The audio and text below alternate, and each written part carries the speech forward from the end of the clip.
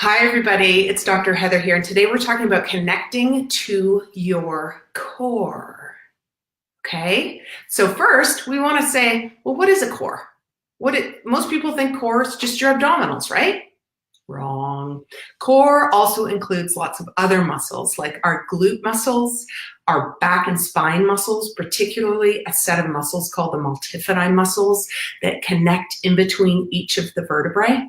We also have deep abdominal muscles and our gluteal muscles. So there's a lot that's incorporated into the core and lots of opportunity for those muscles to be weak in certain positions in certain ways.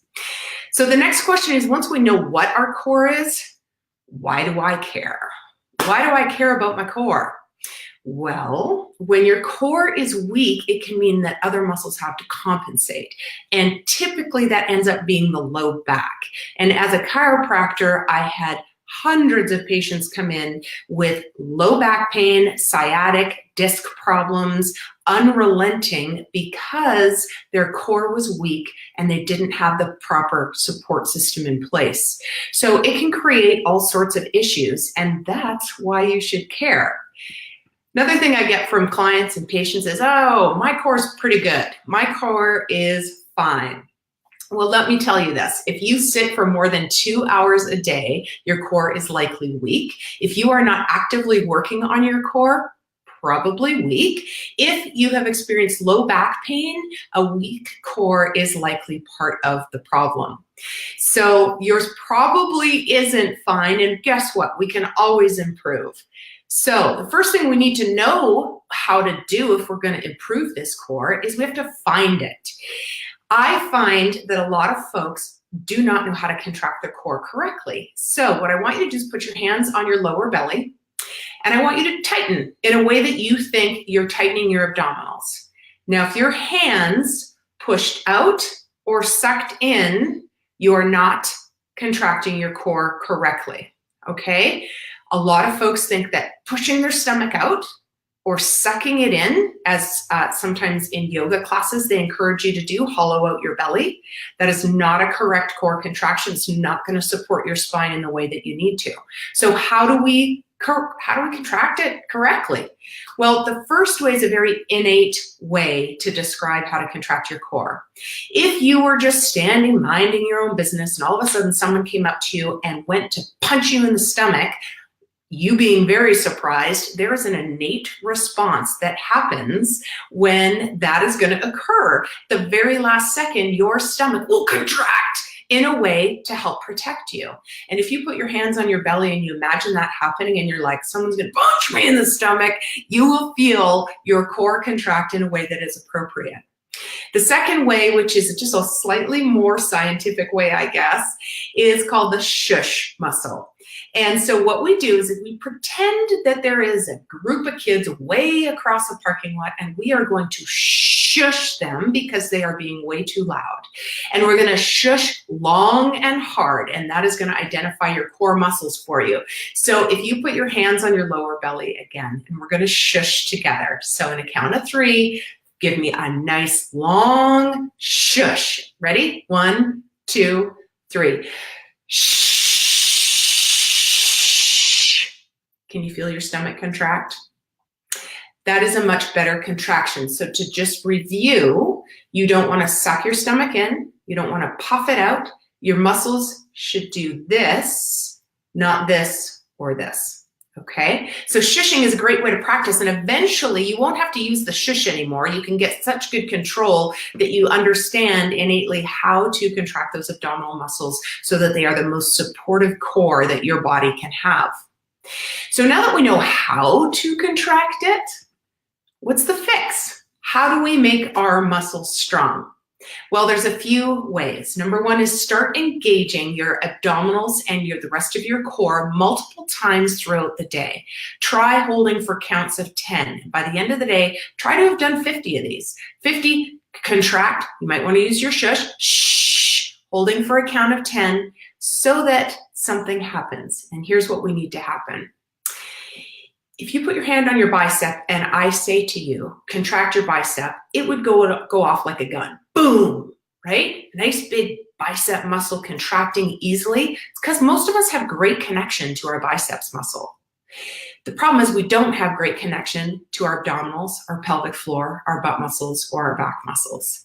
And so we need to create that super highway to those muscles by constantly telling the brain to connect to it. It's got to lay down neurons and pathways in order to make your abdominals contract with the same intensity and speed that you can get your biceps to contract. So doing it regularly throughout the day in different positions and different times of the day will really help that brain build that super highway. So engaging multiple times throughout the day. Number 2, obviously, incorporate some core work into your workout.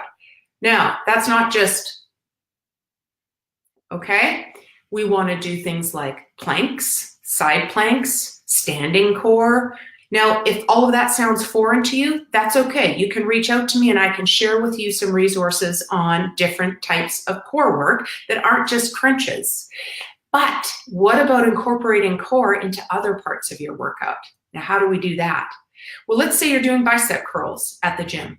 You can stand on one leg and voila, you have now a core component of that exercise. And really anything you're doing, if you incorporate a balance component, and by that I mean throw your balance off somehow, whether you're standing on one of those Bosu balls, which is like those half rehab balls, or you're standing on one leg, or you're somehow creating an imbalance, then your core is going to have to contract to keep you upright. So that's a great way to do it too, is not just doing core exercises, but also incorporating core into other types of exercise that you do. Finally, incorporate core into your normal activities of daily living. So if you're standing in a bank lineup, practice your shushing and core contractions, or stand on one leg. If you are watching TV, get down into a plank position. One of the rules I have for my patients is until they've done 4 minutes of planks, they don't get to watch the TV, or if they turn the TV on, they do 4 minutes of planks and then they can sit and relax. That's an amazing amount of core work, okay? It doesn't take a lot. The other thing that we want to talk about is just recapping overall what we've already covered, because we want to make sure that we get it into that long-term memory. And let's see, incorporate it. Yep, so we got all that, perfect. So core is an essential part of your balance. It's of your posture, of your longevity, because guess what? If you can't get out of a car or step onto a curb or get up off the toilet when you're older, a lot of that has to do with what is the integrity of your core. So really, really important part for you to be working. You likely have a weak core if you are not actively training your core, and or if you sit for more than 2 hours a day. And I know that that's a surprise for many of you, but because most of us sit for more than 2 hours a day. So our core is leaning toward weakening or weakness unless we are actively doing something about it. You can find that core by shushing or pretending that you're just about to get hit in the stomach. You can find that innate core contraction. So we don't want to puff the stomach out or suck it in. We want it to contract like this with very little movement forward or backward, but we want a nice, strong contraction.